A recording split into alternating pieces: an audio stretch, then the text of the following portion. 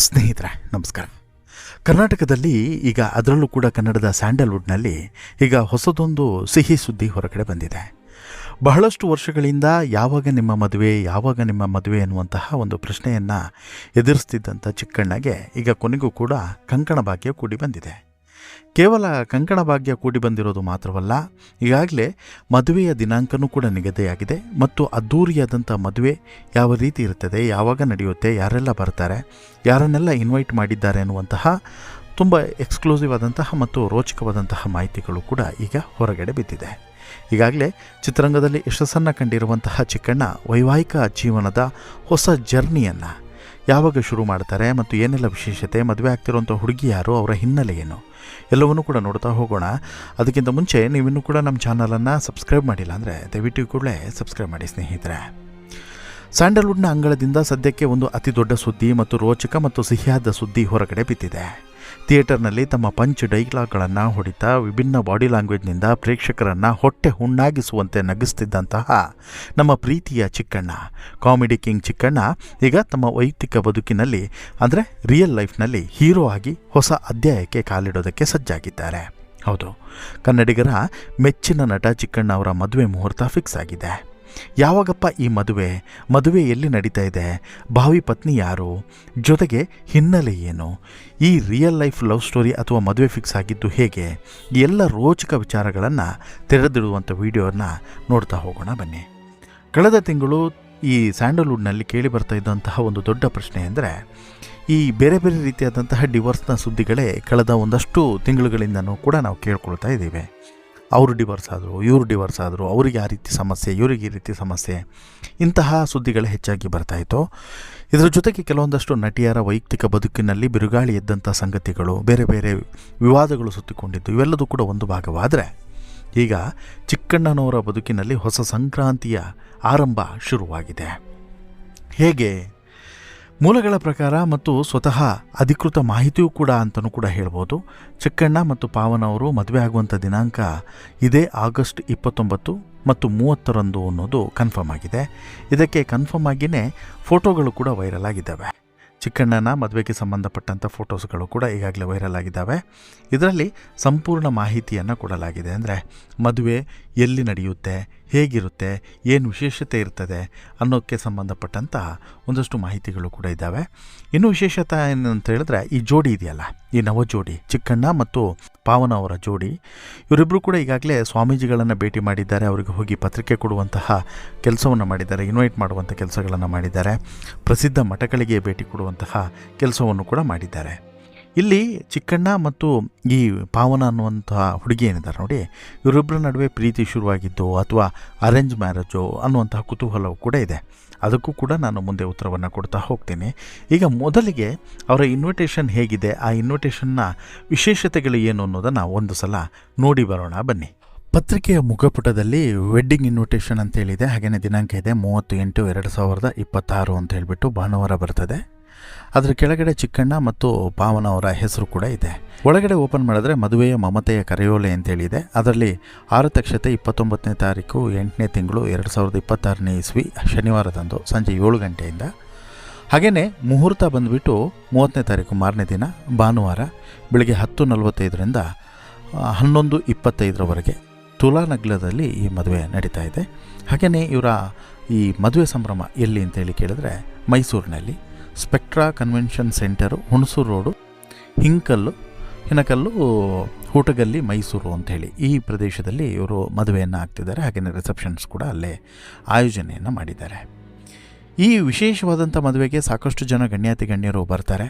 But ದೊಡ್ಡ ಅಬ್ಸೆನ್ಸು ಕಾಡುವಂಥದ್ದು ನಮಗೆ ದರ್ಶನ್ ಅವರ ಅಬ್ಸೆನ್ಸ್. ಯಾವಾಗಲೂ ಕೂಡ ದರ್ಶನ್ ಅವರನ್ನು ಚಿಕ್ಕಣ್ಣ ಯಾವತ್ತೂ ಕೂಡ ಬಿಟ್ಕೊಟ್ಟೇ ಇಲ್ಲ. ಈಗಲೂ ಕೂಡ ಹಾಗೆ ಚಿಕ್ಕಣ್ಣಗೆ ಈ ಮದುವೆ ಇಷ್ಟು ದಿನಗಳ ಕಾಲ ಮುಂದೂಡೋದಕ್ಕೂ ಕಾರಣವೂ ಕೂಡ ಇದೇ ಆಗಿತ್ತು. ಬಟ್ ಆದರೆ ಏನು ಮಾಡ್ತೀರಾ, ಕೊನೆಗೂ ಕೂಡ ಅನಿವಾರ್ಯವಾಗಿ ಮದುವೆ ಆಗಲೇಬೇಕಾದಂಥ ಪರಿಸ್ಥಿತಿ ಬಂದಿದೆ. ದರ್ಶನ್ ಅವರ ಅನುಪಸ್ಥಿತಿಯಲ್ಲಿ ಮದುವೆ ಆಗ್ತಿದ್ದಾರೆ. ಸಾಂಸ್ಕೃತಿಕ ನಗರಿ ಮೈಸೂರಿನಲ್ಲಿ ಈ ಅದ್ಧೂರಿ ಮದುವೆಗೆ ಸಕಲ ಸಿದ್ಧತೆಗಳು ಕೂಡ ಬರದಿಂದ ಶುರುವಾಗಿದೆ.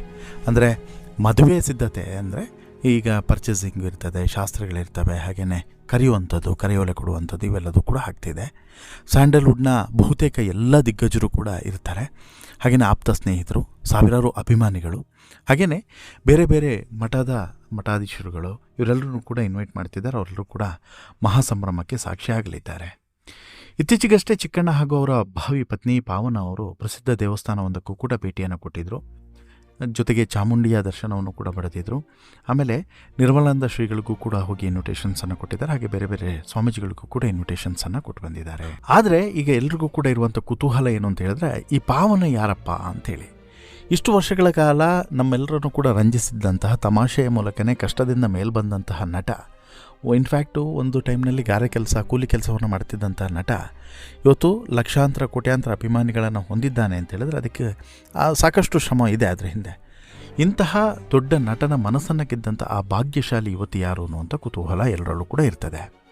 ಪಾವನ ಹಿನ್ನೆಲೆ ಏನು ಅಂತೇಳಿ ತಿಳ್ಕೊಳ್ಬೇಕು ಅನ್ನುವಂಥ ಕುತೂಹಲದಿಂದ ನೋಡ್ತಾ ಹೋದರೆ, ಈಕೆ ಮೂಲತಃ ಮಂಡ್ಯ ಜಿಲ್ಲೆಯ ಶ್ರೀರಂಗಪಟ್ಟಣ ತಾಲೂಕಿನ ಐತಿಹಾಸಿಕ ಮಹದೇವಪುರ ಗ್ರಾಮದ ಅತ್ಯಂತ ಸರಳ ಮತ್ತು ಸಾಂಪ್ರದಾಯಿಕ ಕುಟುಂಬದಿಂದ ಬಂದಂಥವರು.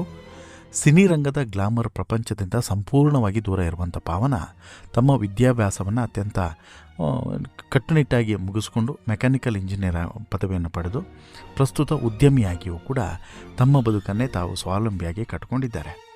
ದೊಡ್ಡ ದೊಡ್ಡ ನಟಿಯರ ಹಿಂದೆ ಬೀಳದೆ ಅತ್ಯಂತ ಸರಳ ಮತ್ತು ಸಂಸ್ಕಾರವಿರುವಂತಹ ಮಣ್ಣಿನ ಸೊಗಡಿನ ಹುಡುಗಿಯಾಗಿದ್ದಾರೆ. ಅದು ಕೂಡ ಇವರಿಬ್ಬರದ್ದು ಪ್ರೇಮ ವಿವಾಹ ಅಲ್ಲ, ಇವರದ್ದು ಅರೇಂಜ್ ಮ್ಯಾರೇಜ್ ಅನ್ನುವಂಥದ್ದು ಕೂಡ ಈಗಾಗಲೇ ಗೊತ್ತಾಗಿದೆ. ಹಾಗೆಯೇ ಚಿಕ್ಕಣ್ಣ ಮತ್ತು ಪಾವನ ಮದುವೆ ಹೇಗೆ ಫಿಕ್ಸ್ ಆಯಿತು ಅನ್ನೋದು ಸಹಜವಾಗಿ ಇರುವಂಥ ಕುತೂಹಲ. ಇದು ಚಿತ್ರರಂಗದ ಗಾಸಿಪ್ಗಳಂತೆ ಯಾವುದೋ ಶೂಟಿಂಗ್ ಸ್ಪಾಟ್ನಲ್ಲಿ ಹುಟ್ಟಿದ ಪ್ರೇಮಕತೆ ಅಲ್ವೇ ಅಲ್ಲ.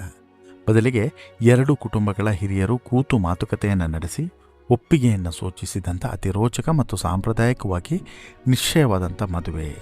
ಕಳೆದ ವರ್ಷ ಅಂದರೆ 2025ರಲ್ಲಿ ಚಿಕ್ಕಣ್ಣ ಮತ್ತು ಪಾವನ ಅವರು ಎಂಗೇಜ್ಮೆಂಟನ್ನು ಅತ್ಯಂತ ಸರಳವಾಗಿ ಮಾಡಿಕೊಂಡರು.